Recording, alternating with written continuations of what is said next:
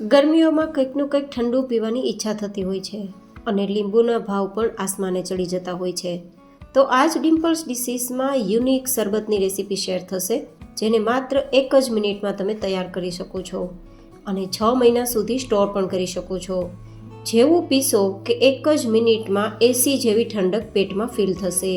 કબજિયાત અને એસિડિટી જેવી બીમારીઓ પણ કોસો દૂર રહેશે. તો ચલો રેસીપી શરૂ કરીએ. તો જેમના માટે આપણે અહીંયા લીધી છે દ્રાક્ષ. ખાસ યાદ રાખવાનું છે કે દ્રાક્ષ થોડી ઓછી ખાટી હોય તેવી લેવાની છે. હવે જો દ્રાક્ષ મીઠી છે તે કઈ રીતે ખબર પડશે? તો દ્રાક્ષ ખરીદતી વખતે થોડી આ રીતે લાંબી અને ઉપરના ડંઠળના ભાગથી સુકાઈ ગયેલી હોય તેવી લેવાની, જે દ્રાક્ષ સ્વાદમાં મીઠી હોય છે.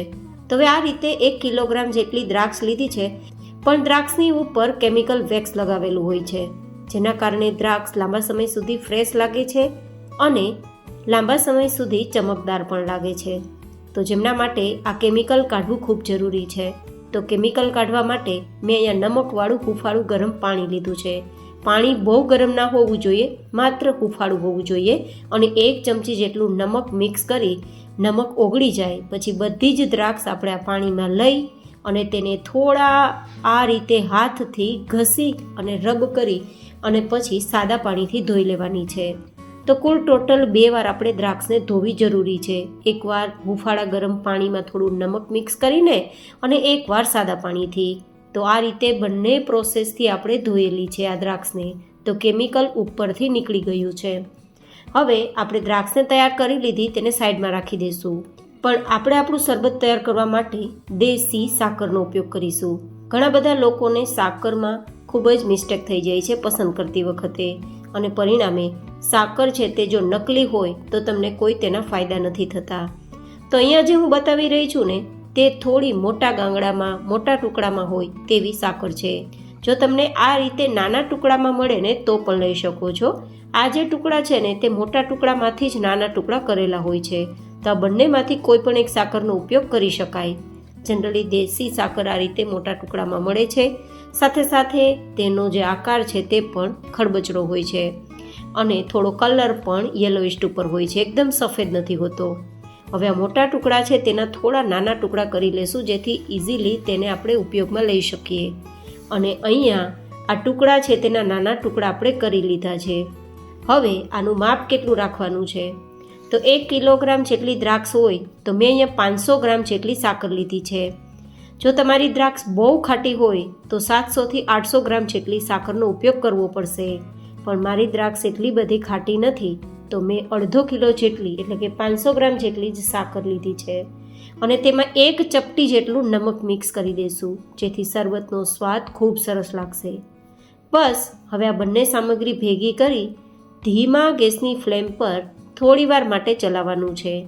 આ રીતે ચલાવશો તો જેમ જેમ આપણી સાકર ઓગળશે તેમ તેમ આપણી દ્રાક્ષનો કલર પણ બદલી જશે અને દ્રાક્ષનો જે આકાર છે તે પણ બદલાઈ જશે. આ બંને સામગ્રીઓથી તૈયાર થતું શરબત ઇન્સ્ટન્ટ એનર્જી આપે છે.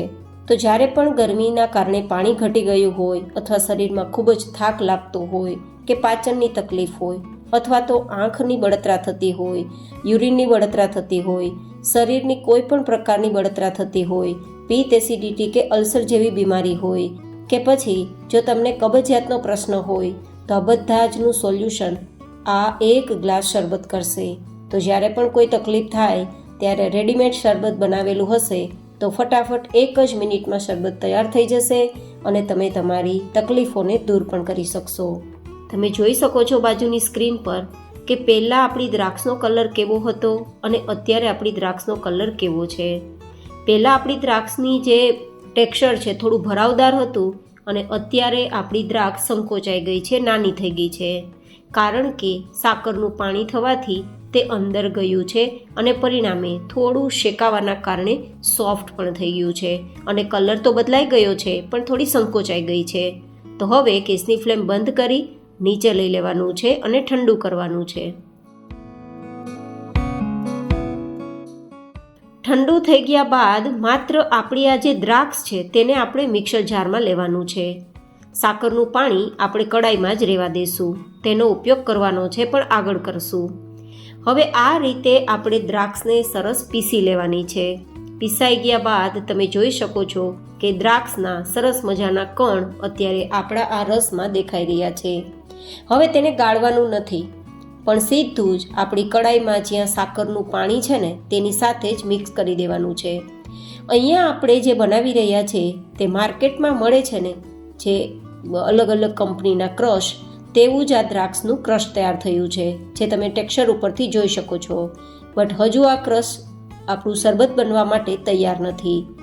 તો હવે આપણે થોડી વાર માટે ગેસની ફ્લેમ પર ફરીથી તેને ઉકાળશું. આ તમે જુઓ, ટેક્સચર એકદમ પાતળું છે અને કલર પણ થોડો બદલાઈ ગયેલો છે. તો હવે ક્યાં સુધી ઉકાળવાનું છે?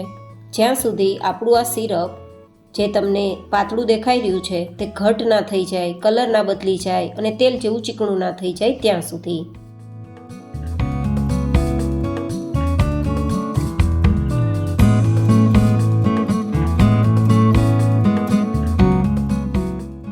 તો 5 મિનિટ સુધી ઉકાળ્યા બાદ કલર પણ બદલાઈ ગયો છે, પહેલાં કરતાં ઘટ પણ થઈ ગયું છે. અને હવે આપણે ચેક કરવાનું છે કે આપણી આ સિરપ છે તેલ જેવી ચીકણી થઈ છે કે નહીં. ખાસ ધ્યાન રાખવાનું છે કે આમાં બિલકુલ સિરપનો તાર ન બનવો જોઈએ. તારવાળી ચાસણી તૈયાર નથી કરવાની. તો તમે જોઈ શકો છો ઘી અને તેલ જેવું ચીકણું હોય ને તેવી સિરપ તૈયાર થઈ ગઈ છે. તો નીચે લઈ લેશું અને તેમાં 1 નંગ લીંબુનો રસ ઉમેરી દઈશું. 1 નંગ લીંબુનો રસ ઉમેરવાથી શુગર ક્રિસ્ટલાઇઝેશન બિલકુલ નહીં થાય અને પરિણામે જ્યાં સુધી આ સિરપ પૂરું નહીં થાય ત્યાં સુધી બિલકુલ ખાંડના દાણા નહીં બને.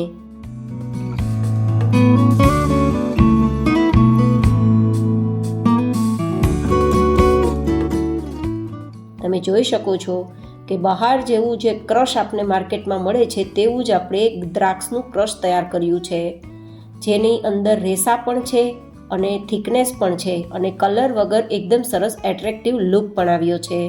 તો બસ આ રીતે આપણે બોટલમાં ભરી દેવાનું છે બરાબર ઠંડુ થઈ ગયા બાદ, અને પછી તેને ફ્રીઝમાં રાખીને 6 મહિના સુધી પી શકો છો. બસ પીવા માટે 1 મિનિટનો સમય લાગશે. તમારે જો બરફ ઉમેરવો હોય તો ઉમેરી શકો છો, અને બરફ ઉમેર્યા વગર પણ માત્ર 1-2 ચમચી જેટલું આ શરબતનું ક્રશ, ઉપરથી સાદું પાણી અને બસ મિક્સ કરીને પીવાનું છે. આઈ હોપ કે તમને મારી આજની આ યુનિક રેસીપી પસંદ આવી હશે. વિડીયો પસંદ આવ્યો હોય તો લાઈક કરજો, ચેનલને સબસ્ક્રાઈબ કરજો. ફરી મળીશું નેક્સ્ટ રેસીપીમાં. ત્યાં સુધી stay healthy and stay happy.